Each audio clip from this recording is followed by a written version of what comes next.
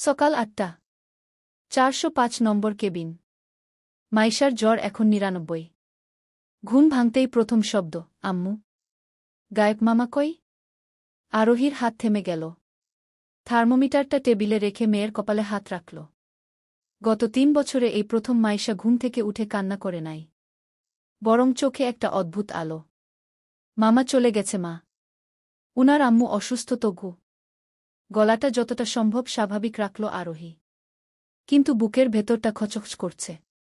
মাইশা ঠোঁট ফুলালো, আমার আবার জ্বর আসলে? মামা গান না শোনালে আমি ঘুমাবো কেমনে? আরোহী কি উত্তর দিবে বুঝতে পারল না।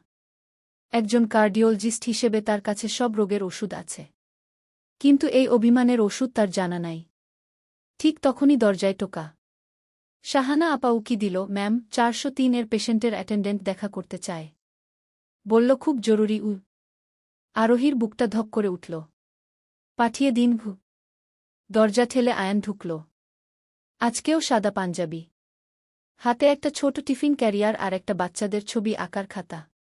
আসসালামু আলাইকুম ম্যাম। ডিস্টার্ব করার জন্য মাফ চাই। আয়ানের গলা আগের মতোই শান্ত। মায়ের জ্ঞান ফিরছে। উঠেই প্রথমে আপনার কথা জিজ্ঞেস করল। বলল, ওই ডাক্তার মেয়েটারে একটু আমার কাছে পাঠাইস তো বাবা। মাথায় হাত বুলাই দিলে আমার সব ব্যথা কমে যায়। আরোহী ভ্রু কুচকাল, আপনার মা আমাকে চেনে? আয়ান হালকা হাসল, মা আপনার অনেক বড় ফ্যান ম্যাম। ৩ মাস আগে যখন হার্টের ব্যথা নিয়ে প্রথম আসছিলাম, আপনি ইমার্জেন্সিতে ছিলেন। আপনি মার হাত ধরে বলছিলেন, খালা ভয় পাবেন না, আমি আছি তো। আমার মা বলে, ডাক্তার না, আপনি ফেরেশতা। আরোহী চুপ। তার মনে পড়ছে না। দিনে ৫০টা রোগী দেখে।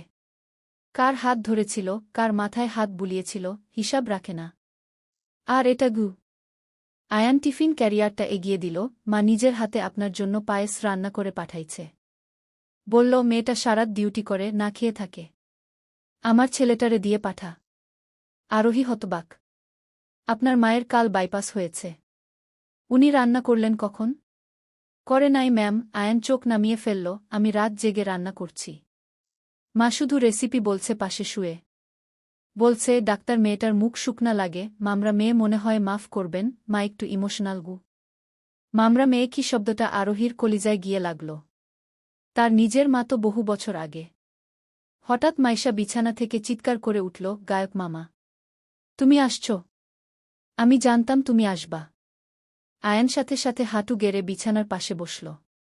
আসব না মাম্নি? তুমি ডাকলে মামা না এসে পারে? আমার জন্য কি আনছ? মাইশা আয়ানের পাঞ্জাবি খামচে ধরল, ঠিক যেভাবে ভয় পেলে আরোহীর হিজাব ধরত।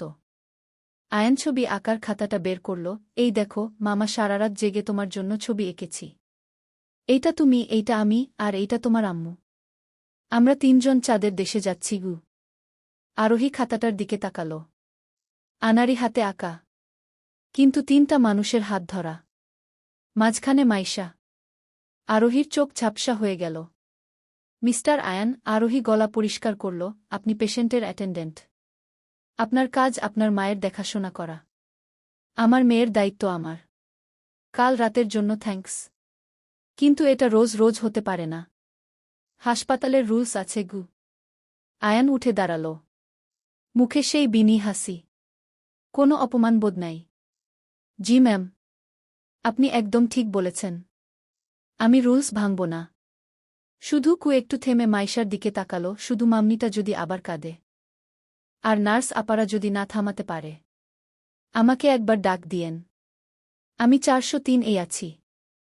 গান ছাড়া আমার কাছে আর কিছুই নাই দেওয়ার মতো গু। বলে আর দাঁড়াল না। সালাম দিয়ে বেরিয়ে গেল।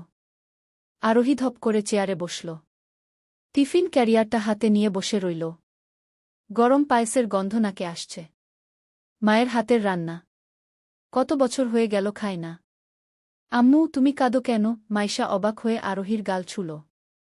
আরোহী তাড়াতাড়ি চোখ মুছল, কই কাঁদি? চোখে কি যেন পড়ছে মাগু। গায়ক মামা অনেক ভালো, তাই না আম্মু? আব্বুর মতো গান করে। আব্বুও তোমারে রাগাইলে গান শোনাইতো, তুমি বলছিলা একদিন ঘ। আরোহীর দম বন্ধ হয়ে আসল। ফারহান? হ্যাঁ, ঝগড়া হলে ফারহান গিটার নিয়ে বসত।